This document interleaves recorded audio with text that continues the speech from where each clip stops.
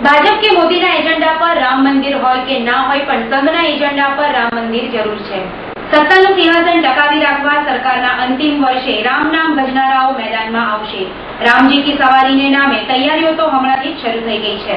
સંઘે નક્કી કર્યું છે, ભાજપનું બેકસીટ ડ્રાઇવિંગ કરતા રાષ્ટ્રીય સ્વયંસેવક સંઘે નક્કી કર્યું છે કે સત્તા તો આવી ગઈ, ટકાવી વધુ 5 વર્ષ માટે લેવા માટે હવે રામનું નામ વટાવવું પડશે। એટલે મોદી સરકારના ચોથા વર્ષે રામ મંદિરની મુહિમ શરૂ થશે। પરંતુ તે પહેલા વાતાવરણ જમાવવા માટે રામજી કી સવારી કાઢવાનો સંઘે નિર્ણય કર્યો અને અનેક સંગઠનોને સાથે રાખીને આજે પહેલીવાર શહેરમાં જ નહીં અન્યત્ર પણ રામજી કી સવારીની પરંપરા શરૂ થઈ। રામનવમી છે। રામનવમી નિમિત્તે વડોદરા શહેરમાં અનેક વખત અને અનેક વર્ષોથી રામજીની સવારી શોભાયાત્રા નીકળતી રહી છે।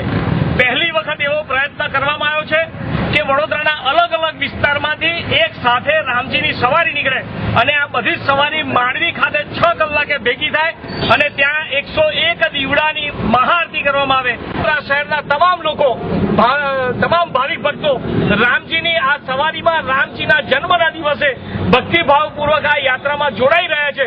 આવો આપણે સાથે મળી ભવ્ય રીતે ભગવાન રામનો જન્મોત્સવ મનાવીએ। આ યાત્રા ગૌરક્ષા સેવા સમિતિ, નવનાથ મહાદેવ કાવડ યાત્રા, શ્રી રામ જન્મોત્સવ સમિતિ આના સંયુક્ત ઉપક્રમે આજે શહેરમાં નીકળી રહી છે। શહેરના વિવિધ વિસ્તારોમાંથી રામજી કી સવારીઓ નીકળી। મુખ્ય સવારી નીકળી શ્રીરામ પ્લાઝાથી સ્થિત રામજી મંદિરેથી।